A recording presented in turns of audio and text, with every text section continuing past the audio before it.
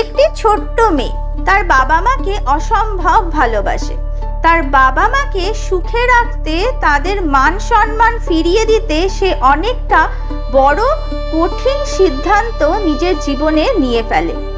Welcome back to Mitra a story রিটার।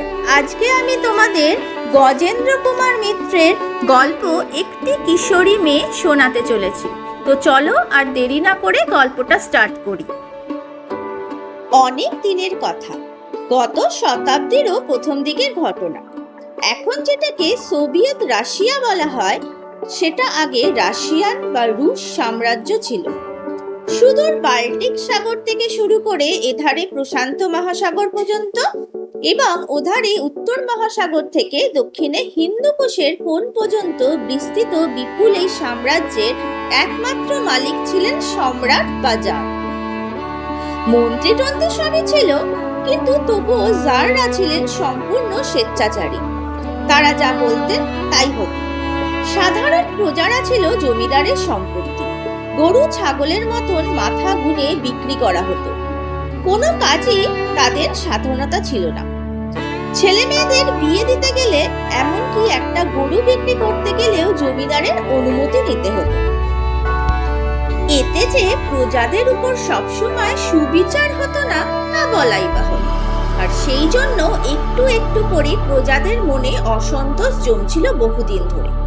কেউ কেউ এই অবস্থা বদলাবার জন্য চেষ্টাও যে না করেছিলেন তা নয়। আর এই সব ষড়যন্ত্র প্রমাণিত হলে বা এমনকি একটু বেশি রকম সন্দেহ হলেও শাস্তি কি ছিল জানো তো? সাইবেরিয়ার তুষার মেরুতে নির্বাসন। অনেকগুলো কয়েদিকে একসঙ্গে বেঁধে অনেক সময় সেই তুষারের ওপর দিয়ে হাঁটিয়ে নিয়ে যাওয়া হতো। পথেই কত মারা পড়তো শীতে ও পথশ্রমে। বাকি যারা বাঁচত তাদের নিয়ে গিয়ে এমন সব জায়গায় ছেড়ে দেওয়া হতো যার আশপাশে লোক বসতি বিরল। বহু পরিশ্রম করলে তবে সামান্য জীবিকা সেখানে রোজগার করতে পারত বেচারি। লোপলোক বলে একটি ভদ্রলোকের ভাগ্যে এমনি এক বিপর্যয় ঘটেছিল। তিনি ছিলেন জারেরই এক পদস্থ কর্মচারী, কিন্তু কয়েকটি লোকের চক্রান্তে হঠাৎ তার উপরে রাজরোষ এসে পড়ল। রাজদ্রোহের সন্দেহে তার চাকরি গেল। বিশাল সম্পত্তি রাজ সরকারে বাজেয়াপ্ত করা হলো। তার উপর তাকে নির্বাসন যেতে হলো সুদূর সাইবেরিয়ার এক ছোট্ট শহরে।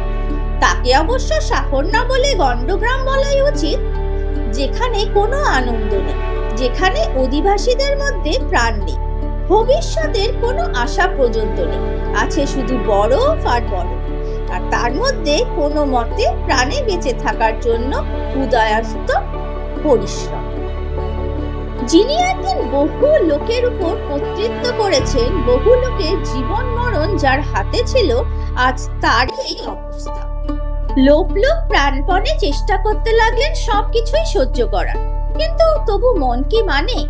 একান্ত মনমরা হয়ে গেলেন তিনি। কাজ যেইটুকু না করলে নয় সেইটুকু করেন, বাকি সময়টা চুপ করে একান্তভাবে মনমরা হয়ে এক কোণে বসে থাকেন আর দীর্ঘ নিঃশ্বাস ফেলেন মধ্যে মধ্যে। তার অবস্থা দেখে স্ত্রীরও চোখে জল এসে যায়। পাছে আবার তার চোখে জল দেখলে লোক আরো কাতর হন। সেই জন্য গোপনে তিনি সে জল মুছেন আর ভগবানকে জানান, কি অপরাধ করেছি প্রভু যে বিনা দোষে আমাদের এমন শাস্তি দিলেন? ওরা যখন নির্বাসনে আসেন তখন ওদের মেয়েও সঙ্গে এসেছিল।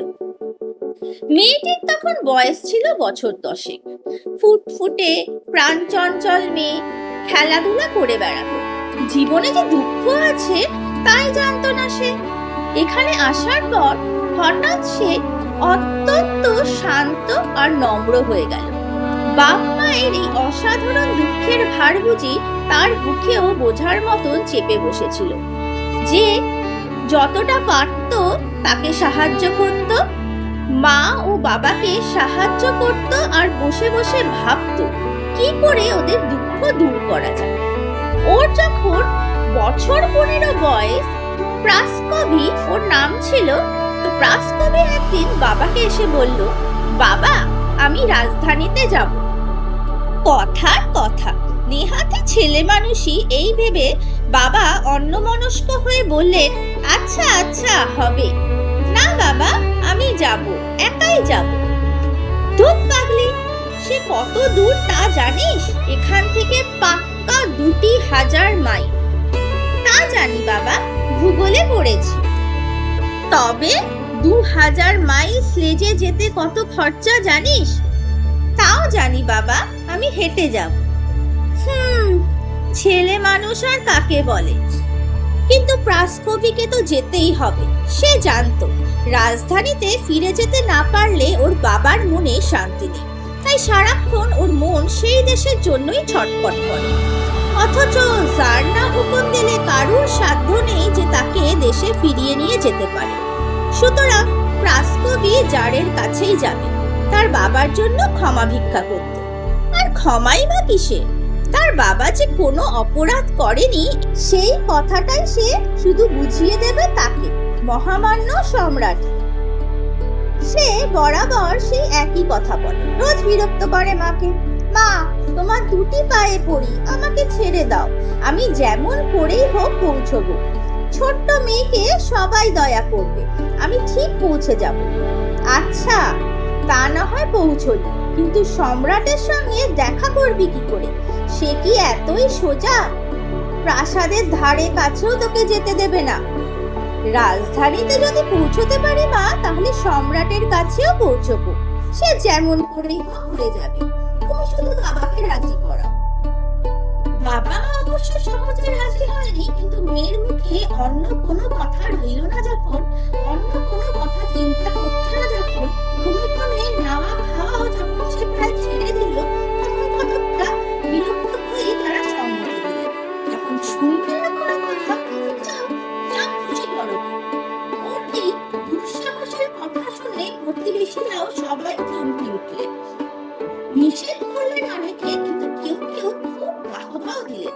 শেষে একজনের চেষ্টায় রাজধানীতে যাবার ছাড়পত্র জোগাড় হল। সকলে মিলে কিছু চাঁদাও তুলে দিলেন। সকলের আশীর্বাদ ও শুভেচ্ছার মধ্যে সেই একরত্তি মেয়ে 2000 মাইলের দুর্গম তুষার মরু পায়ে হেঁটে যাবার পরিকল্পনা নিয়ে যাত্রা শুরু করলেন। সে যেন এক তপস্যা। সারাদিন মেয়েটি হাঁটে, সন্ধ্যের সময় কোনো এক গ্রামে গিয়ে কোনো চাষি গৃহস্থের বাড়িতে আশ্রয় নেয় হয়তো। ওর সেই ফুলের মতো নির্মল মুখ দেখে, ওর অসাধারণ প্রতিজ্ঞার কথা শুনে এই অল্প বয়সে ওর এই নির্ভীকতা এবং অদ্ভুত পিতৃভক্তির পরিচয় পেয়ে সবাই ওকে দয়া করে, আদরেই আশ্রয় দেয়, খেতে দেয়, পরের দিনের পথে খাবার জন্য খাবারও বেঁধে দেয়। কিন্তু তাই বলে ও এমনি খায় না। যাদের কাছে আশ্রয় নেয়, কিছু না কিছু কাজ তাদের করেই দেয়। তারা বারণ করে, দরকার কি বাপু, একদিনের জন্য তো আশ্রয় নিয়েছো, তাছাড়া সারাদিন পথশ্রমে ক্লান্ত আছো, একটু বসে বিশ্রাম করো। প্রাসকবি কিন্তু কোনো কথাই শোনে না। সে জোর করে কাজ টেনে নেয়। জল তোলা, বাসন মাজা, সাবান কাচা, নিদেন সেলাই। গৃহস্থের বাড়িতে তো 1000 রকমের কাজই থাকে। যাই হোক, কিছু না কিছু করবে, ভিক্ষাও দরকার নেই। সেবার বদলে আশ্রয় ও সাহায্য এই পেলেই খুশি সে। এমনি করে কিছুদিন যেতেই শীতের হাওয়া দেখা দিল। 12 মাসে যেখানে শীত বরফ পড়ে থাকে, সেখানে শীতে আরো কি ভয়ঙ্কর অবস্থা হয় ভেবে দেখো। দিনরাত বরফের ঝড় আর বৃষ্টি শুরু হলো। পথঘাট একেবারে দুর্গম হয়ে উঠল, আর হাঁটা চলে না কিছুতে। তখন কিছুদিনের জন্য থামতে হলো তাকে। সে একটা সরাইখানায় গিয়ে বলল, আমায় কিছুদিন থাকতে দেবে এখানে? আমি তার বদলে টাকা দেব। বেশ তো, থাকো না। প্রতিবেশীরা যে টাকা দিয়েছিল তা তো খরচ হয়নি এতদিনে। মনে একটা সাহস তার ছিলই, কিন্তু এখন টাকা বার করতে গিয়ে দেখে, ও হরি, কোথায় টাকা? কবে যে সে টাকা কোটি হারিয়ে গিয়েছে কিংবা চুরি গিয়েছে সে টেরও পায়। প্রাসকবের মুখ শুকিয়ে উঠল, চোখে জল এসে গেল। কিন্তু সরাইখানার কর্ত্রী ততক্ষণে ওর মুখ দেখে ভারী মায়া হয়েছে। তিনি আস্তে আস্তে জেরা করে সব জেনে নিলেন। ওর কাহিনী শুনে শুধু দয়া নয়, শ্রদ্ধা হলো তার। তিনি বিনা পয়সাতেই আশ্রয় দিলেন। এখানে খুব আরামে রইল সে। এদেরও কিছু কিছু কাজ করে দিত। তাছাড়া অন্য লোকেরও সেলাইয়ের কাজ করে যাতে ওর কিছু রোজগার হয় সে ব্যবস্থা ওরাই করে দিলেন। এছাড়া গিন্নিমা নিজে যত্ন করে ওকে খানিকটা লেখাপড়াও শিখিয়ে দিলেন। শীত কমতে ও যখন যাত্রার জন্য প্রস্তুত হলো তখন হোটেলের গিন্নিমাই বললেন, যে টাকা জমেছে তোমার, তার সঙ্গে আমি কিছু দিয়ে তোমার জন্য এক মালবাহী জাহাজে যাবার ব্যবস্থা করে দিয়েছি, আর তোমাকে হেঁটে যেতে হবে না। তাছাড়া অনেক শিগগিরই ওখানে পৌঁছেও যাবে। এই কমাসেই ওদের উপর ভারী মায়া পড়ে গিয়েছিল প্রাস্কবির। এখন এই নতুন স্নেহ ও বিবেচনায় এবং পরিচয়ে অভিভূত হয়ে পড়ল একেবারে। বিদায় নেবার সময় রীতিমতো কষ্টই হলো। গিন্নিমাও কেঁদে ফেলেন ওকে ছেড়ে দিতে। জাহাজে তো চাপলো, কিন্তু আমাদের একটা কথা আছে না, তুমি যাবে বঙ্গে, তোমার কপাল যাবে সঙ্গে। ওরও তাই হলো। কয়েকদিন পরেই ঝড়ে জাহাজ গেল উল্টে। মেয়েটি কোনো মতে প্রাণে বাঁচল বটে, কিন্তু অনেকক্ষণ সেই ঠান্ডা জলে পড়ে থাকার দরুন ঠান্ডা লেগে নিউমোনিয়া হয়ে গেল। যারা ওকে জল থেকে তুলেছিল তারা বেগতিক দেখে কাছাকাছি এক সন্ন্যাসিনীদের মঠে ওকে পৌঁছে দিয়ে চলে গেল। দীর্ঘদিন ধরে ভুগল প্রাস্কবি। প্রাণের আশাই ছিল না ওর, শুধু বোধহয় অদম্য ইচ্ছা শক্তিতেই বেঁচে উঠল। কিন্তু যখন সম্পূর্ণ সুস্থ হয়ে উঠে বসলো তখন শুনলো যে ইতিমধ্যে প্রায় 1 বছর কেটে গিয়েছে। ওর বাবা মার কোনো খবরই সে পায়নি। কি ভাবছেন তারা কে জানে, হয়তোবা ওর আশা একেবারেই ছেড়ে দিয়েছে। বিষম ব্যস্ত হয়ে পড়লো ও তাদের কথা ভেবে, আর যাবার জন্য ছটপট করতে লাগলো। মঠের যিনি প্রধানা তাকে জানালে, আপনাদের ঋণ জীবনে শোধ হবে না, ভুলমারও নয়, কিন্তু এবার দয়া করে ছেড়ে দিন, আমার আসল কাজটাই যে বাকি। তারা ওর কথা শুনেছিলেন বইকি।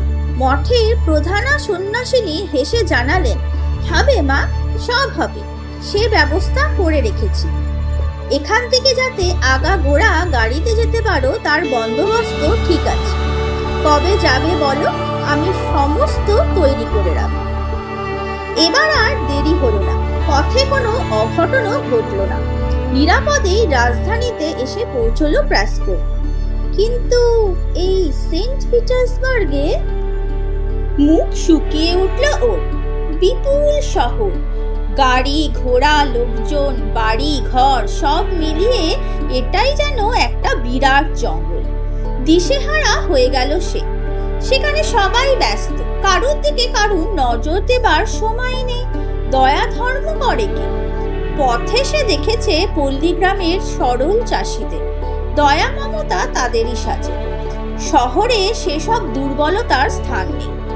যাই হোক, সন্ন্যাসিনীদের দয়ায় আশ্রয় একটাও পেল, কিন্তু জারের কাছে পৌঁছবে কি করে?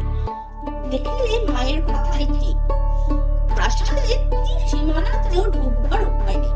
খোঁজ নিয়ে শুনলে জারের কাছে কোনো দরখাস্ত নিয়ে যেতে হলে কোনো সভাসদের হাত দিয়ে পাঠাতে হয়, নইলে তার কাছে পৌঁছবে না। সাধারণ প্রজার তার কাছে যাবার দিনের পর দিন রাষ্ট্রপতি দরখাস্ত লিখে নিয়ে দাঁড়িয়ে থাকে প্রাসাদের পথে। যদি কোনো সভাসদ কোনোদিন দয়া করে ওর এই দরখাস্তটা পৌঁছে দেন সম্রাটের কাছে এই আশায়। কিন্তু তার ফলে দিনই কাটে, শুধু দরখাস্ত যেখানকার সেখানেই থাকে।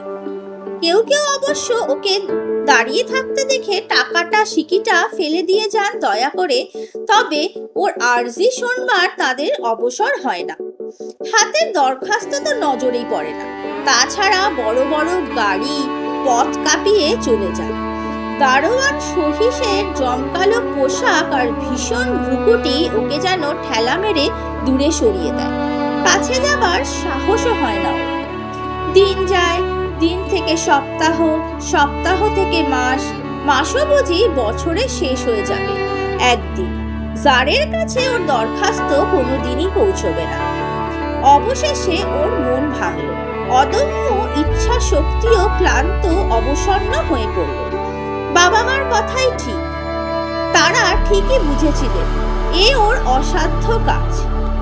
একদিন চোখের জল ফেলতে ফেলতে বাসায় ফিরছে, হঠাৎ ওর চোখে পড়ল বড় রাস্তার মোড়ে পিটার দি গ্রেটের মূর্তি। ব্রোঞ্জের তৈরি বিরাট মূর্তিটা জারের উদ্ধত মহিমার মতোই আকাশে মাথা তুলে দাঁড়িয়ে আছে। জার, পিটারও তো জার, তার মতো আর কে ছিল? উনি তো এদেরই পূর্বপুরুষ। ওর হাতেই সে দরখাস্ত পৌঁছে দেবে নাকি? দুঃখে হতাশায় পাগল হয়ে না গেলে এমন কথা আর কে ভাবে? ধাতুর তৈরি মূর্তি, তার কাছে দরখাস্ত দিয়ে কি হবে? প্রাসকবের মাথায় সে কথা একবারও গেল। সে চেষ্টা করতে লাগলো এই মূর্তিটার হাতের মধ্যে দরখাস্তখানা গুজে দিতে।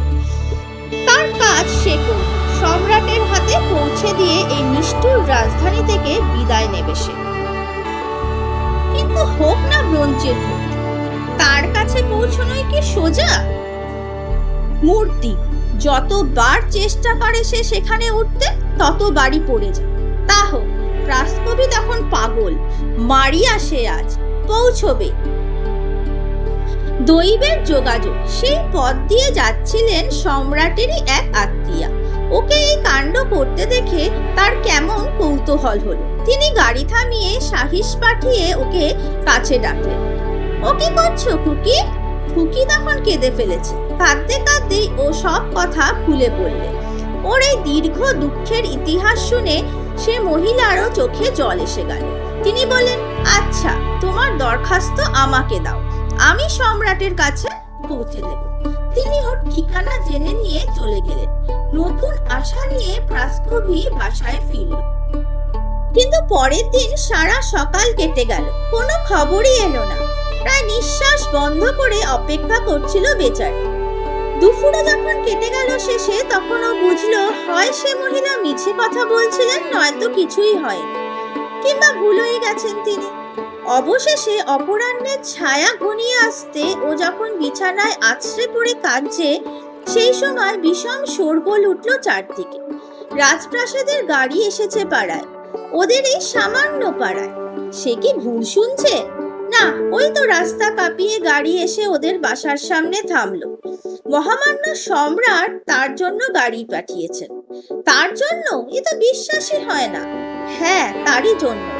সম্রাট তার আশ্চর্য ইতিহাস সব শুনেছেন। তিনি ওর বাবাকে ক্ষমা তো করবেনই, তার চাকরিও ফিরিয়ে দেবেন। তবে তার আগে তিনি একবার এই দুঃসাহসিকা বীরাঙ্গনাকে চোখে দেখতে চান, যে এই অসম্ভবকে সম্ভব করেছে। তাকে অভিনন্দন জানাতে চান তিনি। ওর দরখাস্ত মঞ্জুর করে তিনি নিজে ওর হাতে দেবেন। তাহলে অসম্ভব নয়, দুঃসাহস নয়, সত্যি পারলে সে তার প্রতিজ্ঞা রাখতে। হ্যাঁ, পারলে। কিন্তু বাবা মার সঙ্গে তার আর দেখা হলো না। সেই কঠিন নিউমোনিয়া রোগ ওকে ভেতরে ভেতরে ঝাঁঝরা করে দিয়েছিল। এতদিন দাঁড়িয়েছিল শুধু মনের জোরে। ভয় হচ্ছিল ঠিকই, সম্রাটের ক্ষমার কথা লোকলুকদের কাছে পৌঁছতে এবং দীর্ঘ পথ অতিক্রম করে আসতে যে সময় গেল, ততদিন ও আর নিজেকে টিকিয়ে রাখতে পারল না। সেই ক্ষয়প্রাপ্ত জীর্ণ দেহটাকে ও ত্যাগ করল। আর দেখা হলো না ওদের সাথে। অর্থ, সম্মান, প্রতিপত্তি, দেশ সবই ফিরে পেলেন তারা, কিন্তু তার বদলে দিতে হলো তাদের মেয়েটিকে। মাত্র 17 বছর বয়সেই ও জীবনদীপ নিভে গেল চিরদিনের মতো। তাহলে বুঝলে তো বন্ধুরা, দৃঢ় প্রতিজ্ঞা আর সৎ পথে যদি চলতে পারো, তাহলে ভগবান কিছু না কিছু উপায় বেরই করে দেয় তোমার ড্রিমকে ফুলফিল করতে। আজকের এই গল্পটা তোমাদের কেমন লাগলো আমায় নিশ্চয়ই জানিও কমেন্ট বক্সে। ভালো লাগলে লাইক করে দিও, শেয়ার করে দিও, আর আমার এই ছোট্ট চ্যানেলটাকে সাবস্ক্রাইব করে বেল নোটিফিকেশন অন করে সাথে থেকো, যাতে এরকম সুন্দর সুন্দর গল্প তোমরা আরো শুনতে পাও। আজকের মতো টাটা।